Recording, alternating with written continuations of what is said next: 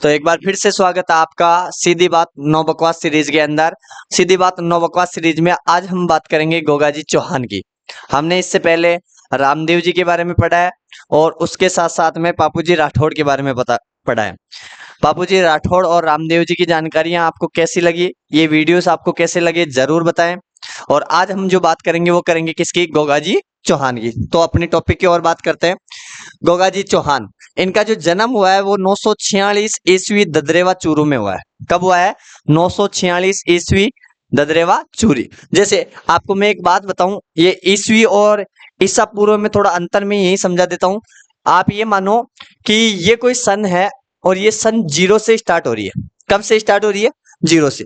अरे कभी ना कभी कोई ना कोई समय तो स्टार्ट हुआ होगा, और वो समय जो स्टार्ट हुआ होगा तो उस समय को अपन मानते ईसा मसीह के जन्म से। मान लो कि ये जो 0 समय था, इस दिन जन्म हुआ था किसका? ईसा मसीह का, जीजेस का, है ना, जो सूली पे लटके हुए रहते हैं ना। तो अगर ईसा मसीह के जन्म से पहले की बात होगी, उनके सबके शब्द लगेगा ईसा पूर्व। क्या लगेगा?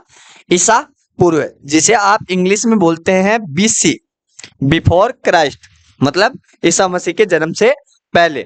और इस ईसा मसीह के जन्म के बाद में जो भी होगी घटना, उनके शब्द लगेगा ईस्वी।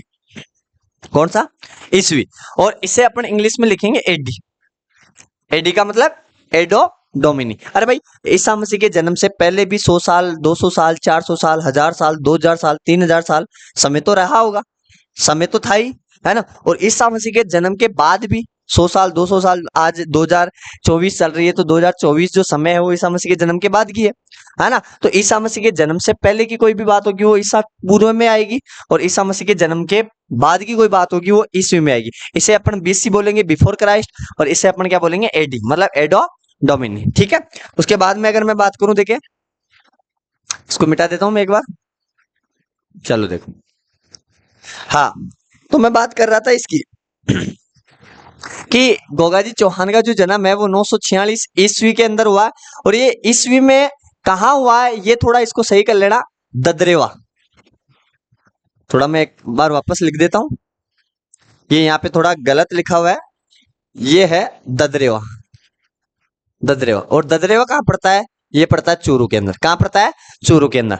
तो यहाँ पे केवल दरेवा लिखा हुआ है, इसको सही कर लेना, ये ददरेवा है जो चूरू के अंदर है। इनका जन्म ददरेवा चूरू में हुआ था 946 ईस्वी में। इनकी माता का नाम है बाछल देवी। क्या है? बाछल देवी। इनके पिता का नाम है जेवर सिंह चौहान। क्या है? जेवर सिंह चौहान। पत्नी का नाम है केलम दे। क्या है? केलम दे। केलम इनकी पत्नी का नाम है। दे का मतलब होता है देवी। मैंने पहले भी बताया कि पहले हमेशा ही दे का अर्थ क्या होता था, आज भी क्या होता है दे का अर्थ? देवी। केलम दे जो कहाँ की थी? कोलुमुंड फलोदी की। आपको याद होना चाहिए, कोलुमुंड बार बार नाम आ रहा था पापूजी राठौड़ के समय भी, और पापूजी राठौड़ के समय भी मैंने बताया था कि कोलुमुंड वर्तमान में कौन से जिले में आ गया है? वो फलोदी में आ गया है। अब आप जोधपुर नहीं करोगे, आप फलोदी करोगे, ठीक है। तो कोलुमुंड फलोदी की केलमदी थी, जिनका विवाह किससे हुआ है? गोगाजी चौहान से। पुत्र इनसे हुआ है केसरिया कुंवर जी। आगे अपन लोक देवताओं में ये पढ़ेंगे केसरिया कुंवर जी, है ना। तो ये इन्हीं के, गोगाजी चौहान के पुत्र थे। गुरु का नाम योगी गोरखनाथ। गुरु का नाम योगी गोरखनाथ। अब इसी कमेंट बॉक्स में आप ये बताइए कि बताओ रामदेव जी का गुरु का नाम क्या था? रामदेव जी की गुरु का नाम क्या था? और उनकी जो समाधि थी वो कौन सी पहाड़ी पर बनी हुई है? वो पहाड़ी कहाँ स्थित है? आप कमेंट बॉक्स में हमें जरूर बताएं, ठीक है। सबसे वेरी मोस्ट बात आती है उपनाम से। अगर लोक देवताओं से संबंधित ज्यादातर कोई क्वेश्चन आने के चांसेस रहते हैं, वो या तो उपनाम के आधार पे या फिर उससे साथ साथ में मंदिर के आधार पे। ये चीजें आपको पता होनी चाहिए, ठीक है। तो मैं ये कहूँ उपनाम कौन कौन है, तो उपनाम में एक तो है जाहिरा पीर। क्या है? जाहिरा पीर या जाहर पीर। एक्चुअल में आप जाहिरा पीर भी बोल सकते हो, जाहर पीर भी बोल सकते हो, या फिर जाहिर बोल सकते हो। ये भी वर्ड सही है। जाहर नहीं होता, एक तरीके से जाहिर होता है ना। ये जाहर पीर जो नाम दिया, वो जाहर पीर नाम दिया किसने? महमूद खिलजी, सॉरी महमूद गजनवी ने। किसने दिया है? महमूद गजनवी ने।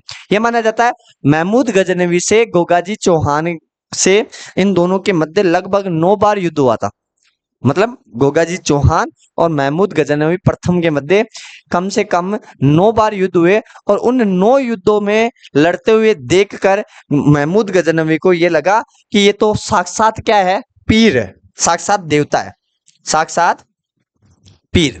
और साक्षात पीर का मतलब क्या होता है? साक्षात पीर का मतलब होता है जाहिर पीर, मतलब देवता। क्या होता है? लोक देवता। तो आपको पता होना चाहिए कि ये जो साक्षात पीर है या लोक देवता है, ये किसने नाम दिया है? ये गोगा जी के उपनाम है। ठीक है। एक है सर्परक्षक लोक देवता, है ना। सर्परक्षक लोक देवता क्यों कहा जाता है, मैं आपको थोड़ा बता दूं। ये माना जाता है एक बार इनका विवाह हुआ, तो विवाह करके जब ये वाइफ को घर लेके आ रहे थे, तो बीच रास्ते में इनकी पत्नी को नाग ने डस लिया, और नाग ने डसने के कारण वो निद्रा मूड में चले गए। ये माना जाता है कि मृत्यु हो गई थी उनकी। तब गोगा जी चौहान बहुत ज्यादा रुष्ट हो गए थे, बहुत ज्यादा गुस्से में आ गए थे, और उन्होंने क्या किया, एक प्रतिज्ञा ले ली कि जितने भी सांप अगर मुझे मिलेंगे, उन सांपों को मैं जला के भस्म कर दूंगा, और इस धरती से सांपों का नामो निशान मिटा दूंगा। ये माना जाता है एक के बाद सारे के सारे सांपों की आहुति देते गए यज्ञ कुंड में, और एक के बाद देते गए। इन सांपों को आहुति देते देख नाग देवता खुद प्रकट हुए।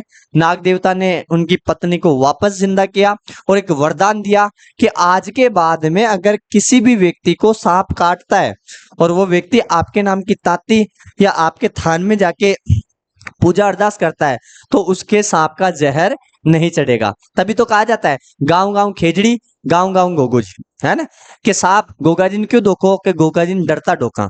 गोगा जी का मतलब सांप से डरता धोखा, तो गांव गांव खेजड़ी, गांव गांव गोगा जी। इसलिए इन्हें क्या कहा जाता है? सर्प रक्षक देवता, क्योंकि खुद नागराज ने इनको ये वरदान दिया है, और पत्नी को वापस जीवित कर लिया था। एक इन्हें गुग्गा कहा जाता है। आपने देखा होगा कि गोगा जी जब भी आता है, अपने एक मिट्टी का गुग्गा बना के लाते हैं, और उसका पूजा करते हैं, उनके राखी वगैरह चढ़ाते हैं, भोग वगैरह लगाते हैं। ये वही गुग्गा है ना। तो गुग्गा इसी वजह से इसका नाम पड़ा है। तो आप जाहिर पीर कह सकते हो, सर्प रक्षक लोक देवता कह सकते हो, और गुग्गा कह सकते हो। ठीक है, आगे चलें। आगे देखो, आगे घोड़ी का नाम नीली घोड़ी। मैंने पहले ही बता दिया कि लिल्लो होता है घोड़ा, और लिल्लण होती है घोड़ी।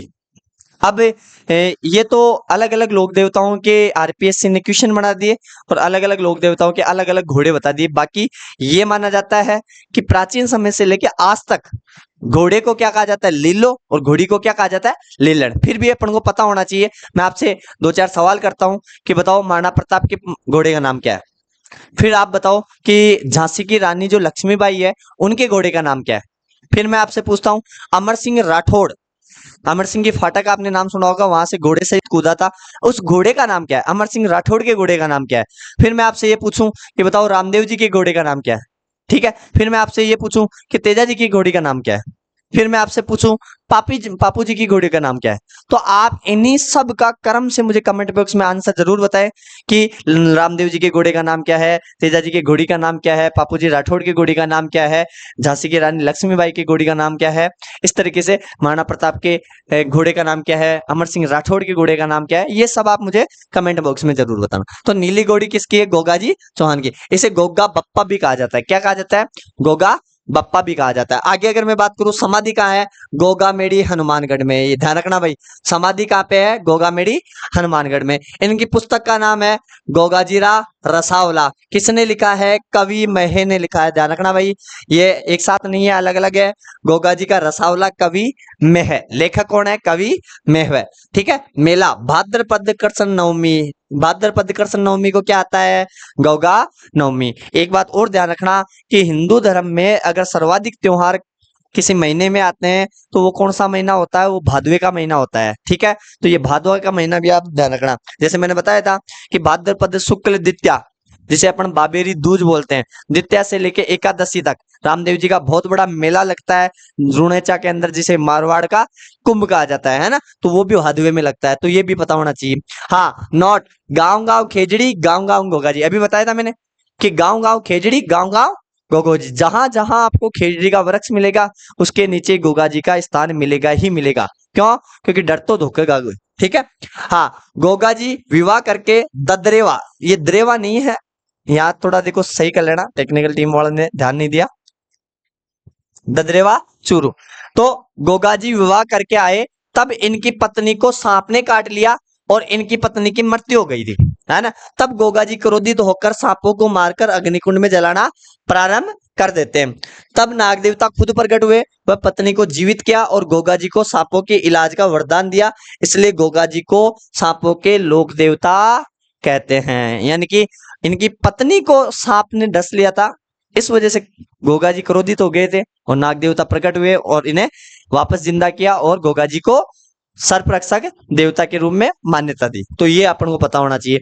महमूद गजनवी के साथ 9 बार युद्ध किया, ध्यान रखना भाई, ये बहुत जरूरी है। और यहाँ कंफ्यूजन रहता है बच्चों को कि ज्यादातर ये कर देते हैं कि अपने गोगा जी चौहान की जो मृत्यु है वो महमूद गजनवी के युद्ध के साथ में कर देते हैं, जबकि 9 बार युद्ध किया था, जबकि महमूद गजनवी से हारे नहीं थे, ध्यान रखना।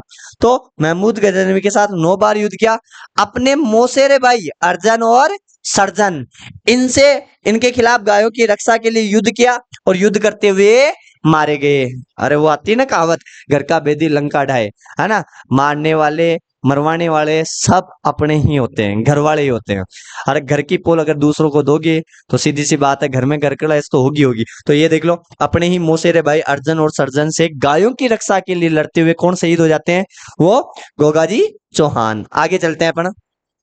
आगे अगर मैं बात करूं तो आगे है कि सिर जहां, जैसे ही ये लड़ते हैं और इनकी मृत्यु होती है तो ये माना जाता है सिर जहां गिरा था उसे क्या कहा जाता है, उसे उसे शीश मेढ़ी कहा जाता है। क्या कहा जाता है, शीश मेढ़ी। एक मिनट, हाँ, क्या कहा जाता है, शीश मेढ़ी कहा जाता है। ये ददरेवा चूरू में है। कहाँ पे है, ददरेवा चूरू में है। ये जन्म स्थान भी है, ये जन्म स्थान भी है। मतलब गोगाजी चौहान का जो जन्म हुआ वो ददरेवा चूरू में हुआ, और जब ये अर्जन और सर्जन से लड़ रहे थे तो इनका सिर जो गिरा था वो शीश मेढ़ी में गिरा था, और वो शीश मेढ़ी है वो कहाँ पे है, वो ददरेवा चूरू में है, जो क्या है, जन्म स्थान है। आगे अगर मैं बात करूं, धड़, धड़ का मतलब होता है नीचे का हिस्सा।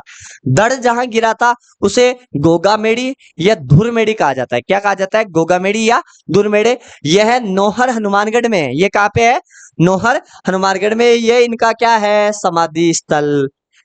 अब आप सोच रहे होंगे कि सर आप तो कह रहे हो ये लड़ते हुए मारे गए थे। अब ये मान लो कि लड़ते हुए मारे गए थे या समाधि ले ली थी, ये जो भी है, ये कहाँ पे है, नौहर हनुमानगढ़ में। सर इतनी दूरी हो सकती है भाई, अरे हनुमानगढ़ और चूरू ज्यादा दूर नहीं है, पास पास में है। ये मान लो कि इनकी बॉर्डर पर कोई लड़ाई हुई होगी, सिर इधर गिर गया होगा, धड़ थोड़ा आगे जाके गिरा होगा, इस हिसाब से, है ना, तो ज्यादा दूर नहीं है। ठीक है, आगे। गोगामेड़ी वाले मकबरे नुमा मंदिर का निर्माण फिरोज शाह तुगलक ने किया। ध्यान रखना भाई, गोगामेड़ी जो नौहर हनुमानगढ़ में है उसका जो निर्माण है वो मकबरे नुमा किया था, वो किसने किया था, फिरोज शाह तुगलक ने। हिंदू शैली में इस मंदिर का निर्माण करवाया था गंगा सिंह ने।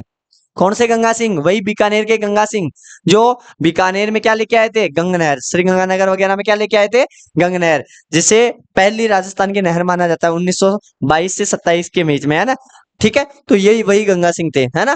इसके मुख्य दरवाजे पर बिस्मिल्लाह लिखा हुआ है। क्या लिखा हुआ है, बिस्मिल्लाह। आपसे क्वेश्चन पूछ सकते हैं, ऐसे किस लोक देवता का मुख्य मंदिर है जिसके मुख्य द्वार के अंदर बिस्मिल्लाह लिखा हुआ है। या फिर आपसे पूछ सकते हैं कि मकबरा शैली के अंदर बना मंदिर किस लोक देवता का है, तो वो किसका है, गोगाजी चौहान का। लिखा हुआ है यह मंदिर गोरख तालाब के किनारे स्थित है। कहाँ पे है, गोरख तालाब के किनारे। इनके थान पर सफेद ध्वजा चढ़ाई जाती है, ध्यान रखना भाई, है ना। अगर मैं कहूं कि बताओ रामदेव जी की जो ध्वजा होती है वो कितने कलर की होती है और उसे किस नाम से जाना जाता है, तो ये भी आप पता होना चाहिए। गोगाजी के ओल्डी, गोगाजी की ओल्डी, गोगाजी की ओल्डी, ओल्डी का मतलब होता है छोटा मंदिर।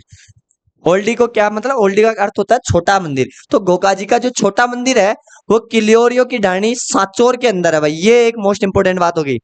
ओल्डी का मतलब क्या होता है, छोटा मंदिर होता है, और गोगाजी का जो ओल्डी है या गोगाजी का जो छोटा मंदिर है वो सांचौर में है। सांचौर पहले जालोर में आता था, लेकिन अब सांचौर खुद भी जिला बन गया है, तो इसलिए ध्यान रखना कि ये सांचौर होगा। अब यहाँ जालोर मत कर देना, ये एक अपडेट है। इस मंदिर में, किस मंदिर में, इस वाले में, इस मंदिर में 1 महीने हिंदू चौहान पुजारी और 11 महीने कायम खा मुसलमान पुजारी पूजा करते हैं। गोगाजी चौहान की जो पूजा है वो 11 महीने तो मुसलमान जाति से करते हैं और 1 महीने हिंदू पुजारी। मैं थोड़ा आपको और समझा दूं, थोड़ा अपन बेक में चले, तो मैंने यहाँ इनके पिताजी का नाम बताया था। ये देखो, मैंने इनके पिताजी का नाम बताया था, जिनका नाम क्या था, जेवर सिंह चौहान। ये माना जाता है जेवर सिंह चौहान थे ना, जेवर सिंह चौहान, जेवर सिंह चौहान। देखो चौहान राजपूत थे, राजा महाराजाओं के खानदान से थे। इसके बाद में बहुत सारे राजा हुए, 1 2 3 4 5 खूब सारे। और एक राजा आते हैं जिनका नाम है करम सिंह चौहान। कौन से राजा? करम सिंह चौहान।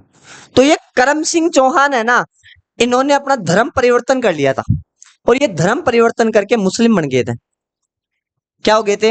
इन्होंने अपना धर्म परिवर्तन कर लिया था और धर्म परिवर्तन करके ये करम सिंह चौहान है ना, ये मुस्लिम बन गए थे। भाई इन्हीं के पीढ़ी के कोई और रहे होंगे करम सिंह चौहान। उन्होंने धर्म परिवर्तन कर दिया था और इनका नाम हो गया था क्या? कायम खां मुसलमान। कायम खां मुसलमान। क्या नाम हो गया था? कायम खां मुसलमान। और तब से ही इनके जितने भी पुजारी होते हैं, इनके जितने भी वंशज होते हैं, उन्हें अपन बोलते हैं कायम खानी मुसलमान। कौन से मुसलमान? कायम खाने मुसलमान। जबकि ये कायम खानी मुसलमान नहीं थे, ये राजपूत थे, ये चौहान वंश से थे। इन्हीं में एक राजा हुआ आगे जाके करम सिंह चौहान, उसने मुस्लिम धर्म अपना लिया और इसी वजह से उन्हें क्या कहने लगे? कायम खा मुसलमान कहने लगे। तो मैं आशा करता हूं आपको ये जो चीज मैं समझाना चाह रहा था ये समझ में आया होगा। तो ये आज का हमारा जो सेशन था वो था गोगा जी चौहान के बारे में। इससे पहले हमने 2 लोक देवता पढ़ लिए हैं, ये तीसरे लोक देवता थे। आगे हम और लोक देवता लेके आएंगे आपके सामने। हमारी ये जानकारी आपको कैसी लग रही है जरूर बताएं। अगर हमारी किसी भी चीज से अगर आपको कुछ नुकसान हुआ है या मान लो हो सकता है कोई चीज हमने गलत पढ़ा दी, हमें जरूर बताएं। हम आगे उनके साथ में नए अपडेट के साथ में आपके सामने चीजें लेके आएंगे। और अगर हमारे वीडियोस अच्छे लग रहे हैं तो ज्यादा से ज्यादा वीडियो को लाइक करें, शेयर करें और सब्सक्राइब करें। धन्यवाद।